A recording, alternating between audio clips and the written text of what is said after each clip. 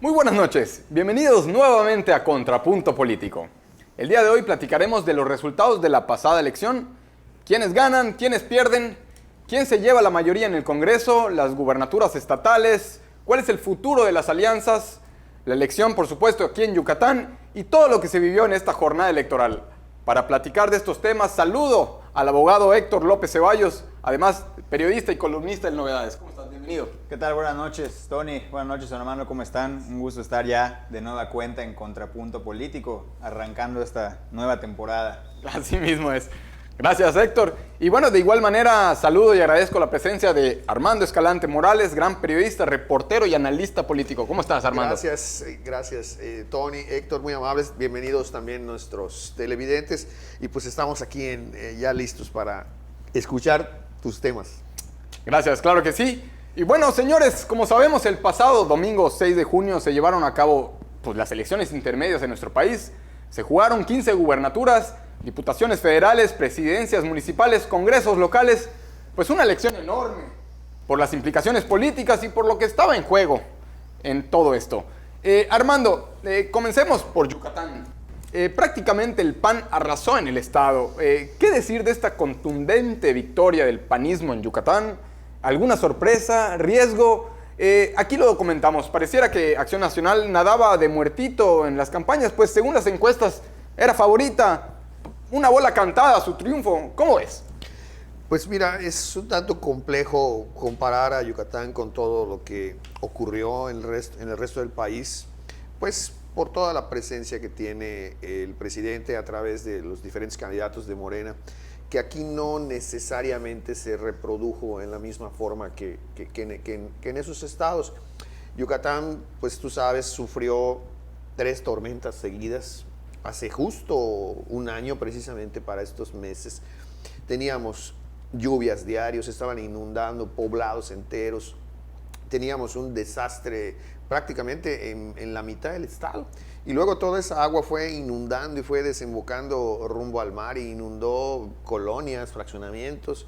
Y uno hubiera pensado que la sociedad estaría enojada, ¿no?, con su gobierno, porque luego de estas condiciones climatológicas, si bien no se tiene la culpa el alcalde o el gobernador, sí tiene mucho que ver la respuesta que den. Pero si a eso le añades la pandemia que ha matado a tanta gente en el estado, bueno, en todo el país, en todo el mundo, pero Yucatán no ha sido la excepción. Y uno pensaría que también hubo en su momento pues graves molestias por los cierres de centros laborales.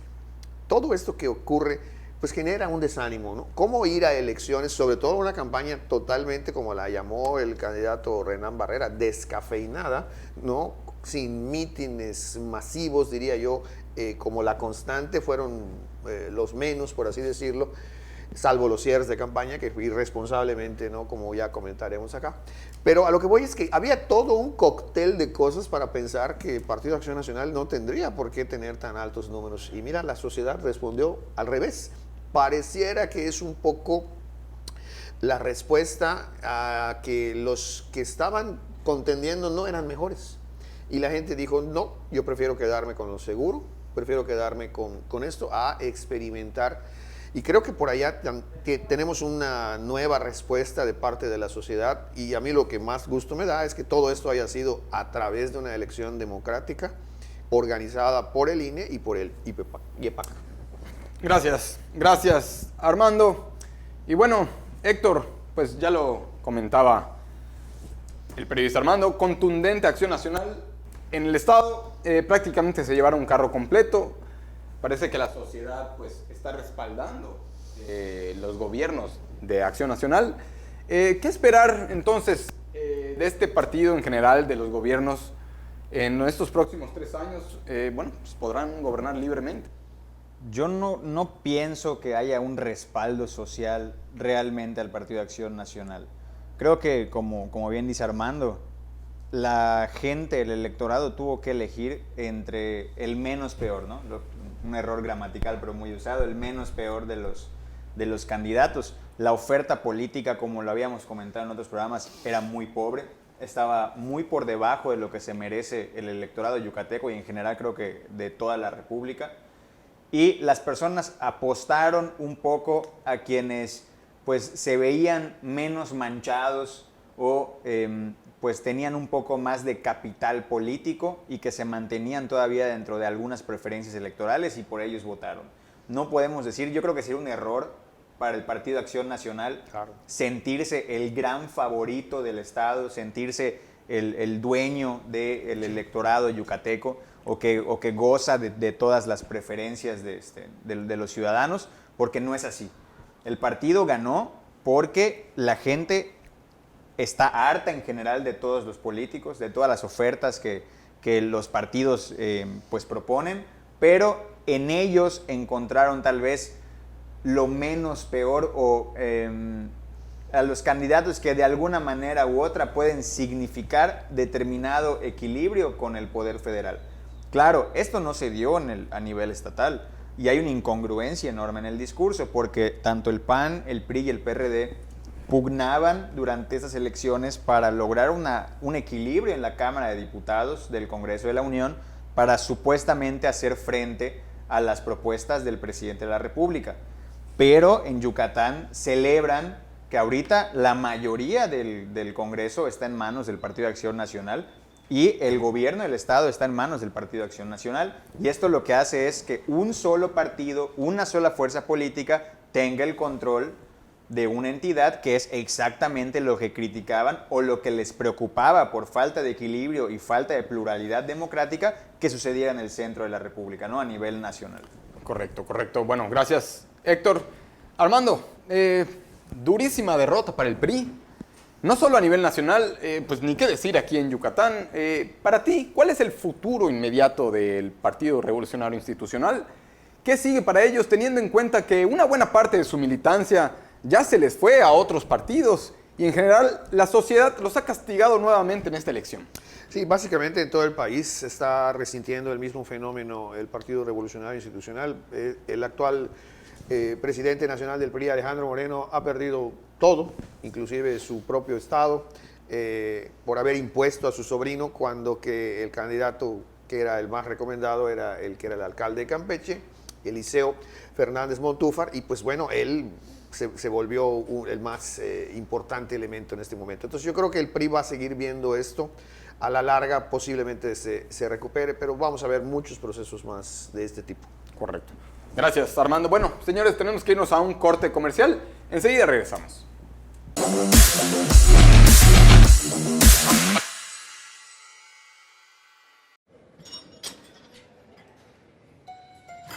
Pero ponle pesos, Talón. Los García somos hombres. Estoy más fuerte yo y eso que me llevas como 6 años. ¿Vas a llorar? Es porque te gusta Diana, ¿verdad? Si quieres estar como yo, vas a tener que darle duro. Te gusta Diana, te gusta Diana, te gusta Diana. Pero a Diana le gustó yo.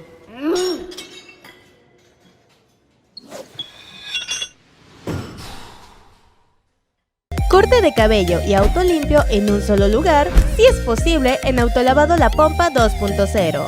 Encontrarás desde un sencillo lavado y aspirado de autos hasta el pulido de faros, hidratación de asientos, lavado de motor y el exclusivo tratamiento de ozono. Y mientras esperas, aprovecha su servicio de estética unisex para hacer de tu tiempo más agradable. No te preocupes, cuenta con todas las medidas de sanidad desde la entrada. Visita La Pompa 2.0.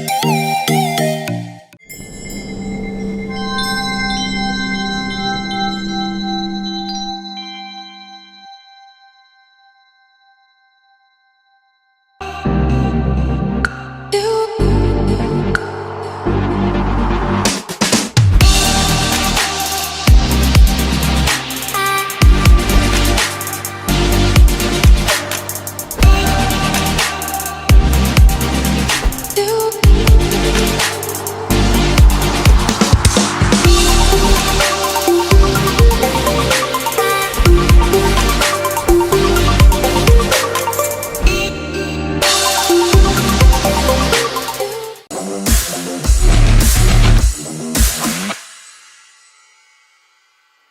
regresamos a Contrapunto Político. Y bueno, Héctor, me quedé contigo. Te quisiera preguntar por Morena. ¿Qué pasó con ellos en la Ciudad de México? Pareciera, salvo la mejor opinión tuya, de ustedes, que el factor determinante fue la clase media, aunado quizá del bombardeo constante a la 4T por parte de los medios de comunicación. Pero, ¿cómo lo ves? Porque si algo tiene la oposición para celebrar, desde mi punto de vista, es la victoria en distintas alcaldías de la Ciudad de México. Ahí yo creo que Morena, independientemente de todo, pues tendría mucho que reflexionar. Por supuesto, aunque el presidente de la República no lo admita, es una derrota para Morena en la Ciudad de México, en el corazón del partido, ¿no? Donde ha nacido históricamente esta izquierda partidista que él ha encabezado. Si uno revisa las mañaneras de López Obrador, donde se la pasa presumiendo las 11, las 15 gubernaturas y los escaños que ganaron en el Congreso, nunca menciona a la Ciudad de México. Nunca ha puesto una gráfica y ha mencionado que perdieron la mitad de la capital del país. Bueno, hoy en la mañana la puso precisamente, Hoy la haciendo puso. alusión de lo que la que- mitad está dividido por los que pagan impuestos Es que y los que reciben subsidios. lo cual a mí me parece, eso fue lo que dijo López No, Obrador. puso la Uy, gráfica, qué que bárbaro. la cita de un periodista que fue el que la subió a las redes sociales, citando exactamente, pues bueno, esta parte de cómo está dividida la sociedad en la Ciudad de México entre los que votan por AMLO y los que no. Claro, independientemente. Muy dividida la raya. Independientemente de. Bueno, hay quienes lo comparan con Berlín en la época de la Guerra Fría, ¿no? Pero independientemente de quién haya hecho la cita o ese comentario, me parece muy desafortunado. Total. Porque eso quiere decir que estamos ante personas que, bueno, los que pagan impuestos, como estos trabajadores que sostienen a quienes simplemente no hacen nada y se dedican a recibir dinero. Yo creo que no es así. Yo creo que no es que el que recibe los apoyos sociales no es que simplemente no haga nada, porque también trabaja, también paga impuestos, también tiene derechos.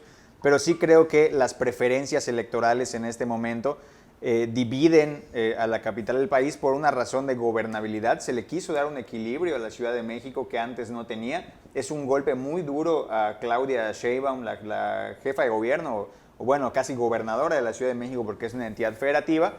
Y pues bueno, sí es un retroceso para Morena y debe de ser un mensaje que más que que López Obrador se ponga y Morena se pongan soberbios y digan que ganaron 11, 15 gubernaturas, que se pongan a reflexionar por qué perdieron esas alcaldías en la Ciudad de México y dónde es donde deben de mejorar. Claro, claro que sí. Héctor, y bueno, Armando, pues te preguntaría a ti, ¿le falló López Obrador o Claudia Sheinbaum a la clase media en la Ciudad de México? O desde tu punto de vista, ¿qué pasó en la Ciudad de México, teniendo en cuenta el bastión político que representa o representaba la capital para la izquierda mexicana y para el López Obradorismo? No estaría yo tan seguro de quienes están queriendo ver que hay una derrota en la Ciudad de México. Quizá coincide ahí que los candidatos que jugaron en esas, ahora son municipios, ya no son delegaciones. Hay que tomar en cuenta esto. Morena inscribió a mucha gente que no es necesariamente popular. Mira, una Dolores Padierna en una delegación donde se ha portado ella muy prepotente, altiva, donde siempre ha creído que por sus chicharrones es la más bella, ¿no? O sea, que no Parece necesita... que ahí lo ganó Margarita Zavala, Sí, ¿no? claro. Termina ganando Miguel Luego Hidalgo. tenemos otro hombre que es antipático independientemente de sus conocimientos y de su capacidad como polemista. Por ejemplo, Pablo Gómez perdió estrepitosamente. Entonces, creo que Morena puso Gabriel candidatos. Cuadri le ganó. Imagínate. Entonces, tenemos gente que puso Morena y hay que entender que a lo mejor sí hay un público votante. ¿Por qué descalificar al elector como un hombre informado y enterado, ¿no? Sobre todo en una ciudad como la capital del país? O sea, la verdad es que creo que están subestimando la capacidad electoral porque están culpando al asunto del metro, que porque resulta que la gente informada, Sí, eso la fue. gente fue presa y víctima de las noticias, como si no hubiera sido Claro. una realidad del metro. Eso fue una cosa que me pareció patética. Lamentable, Porque, o sea, la gente la gente humilde, como la llama López Obrador, entiende pues que esas cosas pasan, ¿no? De Sí, repente hombre. se cae un metro y mueren se muere, 25 ¿no? Y personas. sale. Pero la gente de clase media, de clase alta, es la que se alborota y bárbaro. acusa corrupción y tal. Dices, bueno, es una Pero cuestión hay que decirlo, lamentable, gana ¿no? Morena en la zona donde se cae el metro. Sí, por supuesto, pero bueno, ya les llegó el mensaje entonces de que esas cosas pasan. Lamentablemente, si en el futuro suceden otras desgracias, pues esas cosas pasan. Y yo creo que la parte donde gana Morena tuvo buenos candidatos populares, tuvo gente que, bueno, como Fernández Noroña, que es un imán de votos. ¿no? Paliza en Iztapalapa. Correcto. Bueno, Héctor, más allá de si tiene razón el presidente o no en asegurar que su gobierno es blanco de un sistemático ataque por parte de la mayoría de los medios masivos de comunicación, me parece, yo tengo que decirlo, que tiene razón el presidente. Es evidente que intelectuales, conductores, columnistas, radio, televisión, revistas, pues se la pasan criticando todo, prácticamente todo lo que hace el gobierno de la 4T. Pero entonces la pregunta sería, Héctor, ¿tanto se merece el gobierno de la 4T estas críticas? ¿Tan malo está haciendo el gobierno de AMLO para merecer tanto ataque? Y lo pregunto porque estamos ante un caso para mí rarísimo, inusual o casi atípico. Los principales medios de comunicación criticando al presidente, pero el señor todavía con altos índices de aprobación, ahora ganando 11 de 15 gubernaturas. ¿Cómo explicar este fenómeno mediático social? Bueno, para empezar, yo difiero un poco con el presidente porque la crítica al gobierno ha sido desde siempre y no puedo evitar retrotraerme al periodo, al sexenio de Enrique Peña Nieto o de Felipe Calderón, cuando Felipe Calderón salía en todos los medios como la guerra contra el narco, contra pues este soldadito que quiere acabar con todo el país, Peña Nieto que a cada rato tenía alguna pifia y era criticado por los medios de comunicación y por lo que el presidente hoy llama las benditas redes sociales y las personas, los intelectuales de izquierda, golpeando durísimo tanto a Peña Nieto como a Calderón, y ahora me parece un poco increíble que a Andrés Manuel se le haya olvidado que la crítica ha existido siempre y ahora solo porque la tiene su gobierno pues piensa que es incorrecta, ¿no? Me parece que Morena sí, yo lo había comentado antes, no le iba a alcanzar a la oposición o a este bloque opositor para hacer retroceder o para destruir a la 4T. Es una cosa que no iba a suceder en ningún escenario, al menos no lo veía ahorita la en el oposición 2021. Bueno, pues la oposición a lo mejor hace mal sus cálculos políticos, pero nosotros habíamos dicho acá que no iban a poder destruir o desbaratar lo que el presidente llama la 4T, pero pues sí hubo algunos mensajes importantes para Morena en esta elección. Claro. Gracias, Héctor. Bueno, nos tenemos que ir a otro corte comercial. Enseguida regresamos.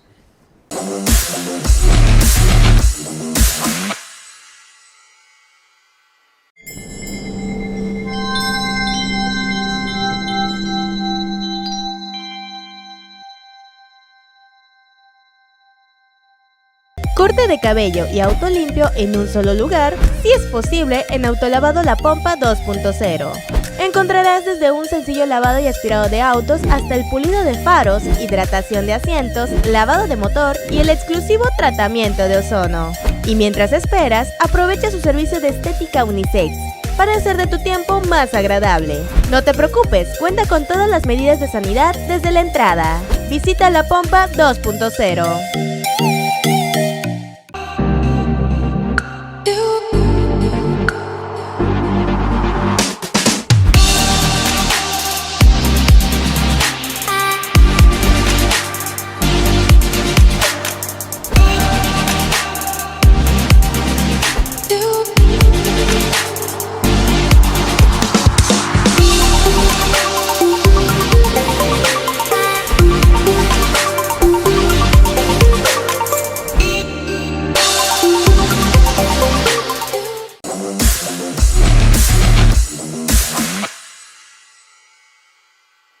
Regresamos a Contrapunto Político. Veo que la oposición, Armando, e inclusive los medios de información se están enfocando mucho en que si Morena perdió la mayoría calificada en la Cámara de Diputados en esta elección. Pero si Morena no ganó la mayoría calificada nunca, Armando, una cosa es que se haya obtenido después con arreglos y alianzas, pero en el 2018 no se ganó mayoría calificada. ¿Cómo perder una mayoría que nunca se ganó?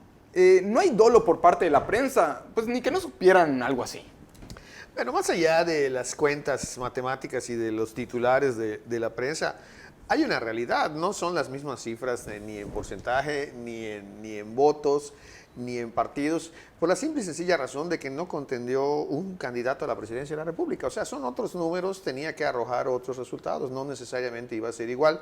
Quizá un poco el presidente lo que quiere hacer notar es que de todos modos, yo pienso igual que el presidente, de todos modos sigo teniendo el control. O sea, y eso es innegable y lo sabe ya el bloque opositor, esta alianza, inclusive los partidos lo han dicho, el presidente va a seguir teniendo el control y ya se están preocupando por quién se va a vender, ¿no? ¿Quién va a ser el que va a ganar millones de pesos por la vía de sumar sus votos? El presidente fue muy claro cuando lo dijo. Con unos cuantos votos que convenzamos, dice él, los convencemos y ya está. Logramos la mayoría. Logramos la mayoría. Yo creo que el presidente no tiene ningún problema para seguir llevando al cabo su gobierno, para seguir confeccionando los planes y programas que él quiera. Bueno, tú lo dijiste aquí, o sea, que en los primeros 3 años ya había hecho el presidente prácticamente todo lo que quería. Me parece que el presidente va por el resto, ya va por medidas un poquitito más radicales y esas afortunadamente no las va a poder hacer, como desaparecer al INE y a otros organismos. Y creo que el propio presidente, inteligentemente, porque es un hombre sumamente astuto, entendió el mensaje mucho más que los propios opositores. Correcto, gracias Armando.